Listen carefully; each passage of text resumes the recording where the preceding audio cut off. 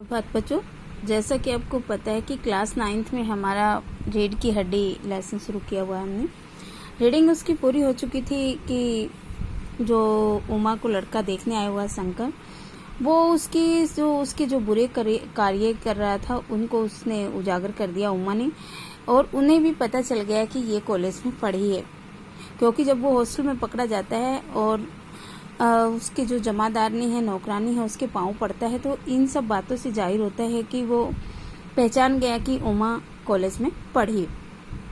तो प्यारे बच्चों, आज हम इसके क्वेश्चन आंसर करेंगे।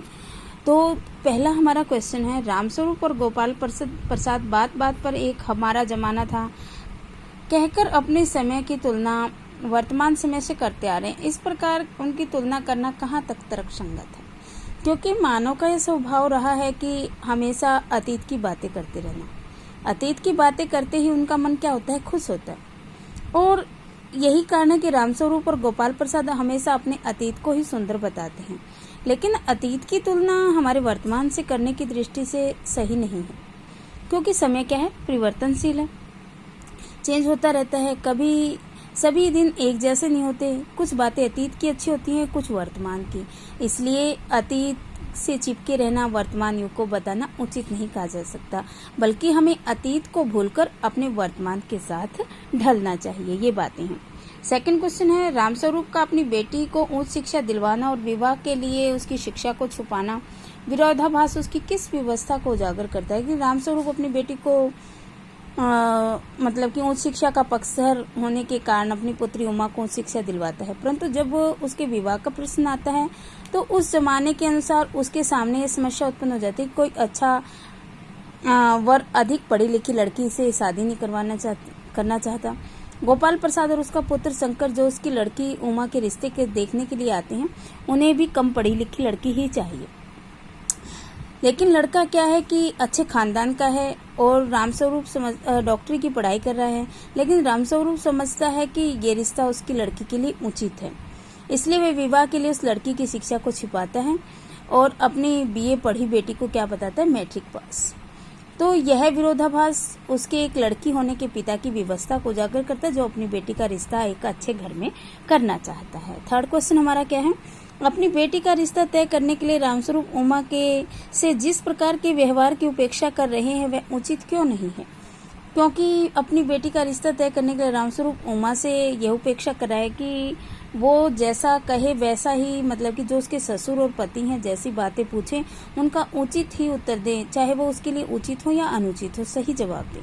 वह चाह रहा था कि उमा उनके सामने वैसे ही प्रस्तुत करे जैसे वो चाहता था, परंतु रामस्वरूप का उमा से इस प्रकार व्यवहार की उपेक्षा करना इसलिए उचित नहीं है क्योंकि समाज में चाहे लड़का हो या लड़की सभी को बराबर समझा जाता है। विवाह के संदर्भ में, अपने व्यक्तिगत जीवन के संदर्भ में लड़की को उतने ही अधिकार प्राप्त है जितने लड़के को। लड़के भी अपनी अभिलाषाएं उमंगें रखते हैं, लेकिन लड़की होने का अभिप्राय यह नहीं है कि उसकी अभिलाषा और उमंगों को और उसकी आत्मा को कुचल दिया जाए। तो फोर्थ क्वेश्चन हमारा आता है, गोपाल प्रसाद विवाह को बिजनेस मानते और रामस्वरूप अपनी बेटी को उच्च शिक्षा छिपाते हैं। क्या आप मानते हैं कि दोनों इस समाज में समान रूप से अपराधी हैं? हाँ, वस्तु तो गोपाल प्रसाद और रामस्वरूप दोनों ही समान रूप से अपराधी हैं, क्योंकि गोपाल प्रसाद जब अपने लड़के शंकर का रिश्ता तय करने के लिए यहाँ आते हैं रामस्वरूप के घर, तो वे विवाह को बिजनेस कहते हैं। बिजनेस का अर्थ क्या होता है? व्यापार। आप लोगों को पता ही होगा। व्यापार केवल निर्जीव वस्तुओं का होता है, उनके द्वारा विवाह जैसे पावन बंधन को व्यापार कहना क्या है? अनुचित है, सर्वथा। दूसरी ओर रामस्वरूप गोपाल प्रसाद के पुत्र के साथ अपनी बेटी का विवाह करने के लिए उसकी उच्च शिक्षा को छिपाने का प्रयास करता है, क्योंकि गोपाल प्रसाद अपने बेटे शंकर के लिए कम पढ़ी लिखी लड़की ही चाहता है, क्योंकि कम पढ़ी लिखी लड़की उनके जो दोष हैं उनको उजागर करने में सक्षम नहीं होगी। तो इसलिए प्यारे बच्चों, वह अपनी बेटी की पढ़ाई को कोई महत्व नहीं करते, ना उस बेटी की जो पसंद है नापसंद है उसका महत्व करते। वे चाहते हैं जैसे तैसे उसकी बेटी का रिश्ता हो जाए, अतः चाहे गोपाल प्रसाद हो या रामस्वरूप, दोनों ही बराबर के मतलब कि अपराधी कहे जा सकते हैं। फिफ्थ क्वेश्चन है, आपके लाडले बेटे की रीढ़ की हड्डी है भी या नहीं? देखो, सबसे इम्पोर्टेंट क्वेश्चन है ये। उमा इस कथन के माध्यम से शंकर की किन कमियों की ओर संकेत करती है? क्या कहती है? उमा का इस कथन के माध्यम से शंकर की शारीरिक और चारित्रिक दोनों प्रकार की कमियों की ओर संकेत करना है।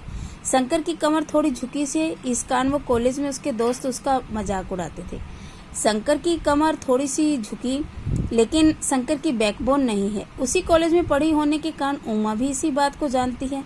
इस प्रकार एक बार कॉलेज के हॉस्टल में लड़कियों उनके इर्द गिर्द चक्कर लगाने के कारण शंकर वहां से भगाया गया और उसे नौकरानी के पैरों में पड़कर माफ़ी भी मांगनी पड़ी, अपना मुंह छिपाकर वहां से भागना भी पड़ा। उसकी इन हरकतों से उसकी चारित्रिक कमी की ओर संकेत किया गया है। इसलिए उमा ने उसे कहा कि आपकी कोई रीढ़ की हड्डी है भी या नहीं। रीढ़ की हड्डी का अर्थ है बैकबोन, मतलब कि आपकी कोई जो चरित्र है भी या नहीं, कि आप हर जगह ही से ही फिसले रहते हैं। जिसकी बैकबोन नहीं होगी वो कैसे सीधा खड़ा हो सकता है, और उसकी कमर झुकी हुई है। इसलिए इन बातों को उसने इंगित किया है उमा ने। तो प्यारे बच्चों, आज हम 5 ही क्वेश्चन करेंगे। नेक्स्ट जो हमारे 6 क्वेश्चन बचते हैं वो हम नेक्स्ट वीडियो में करेंगे। धन्यवाद। Have a nice day.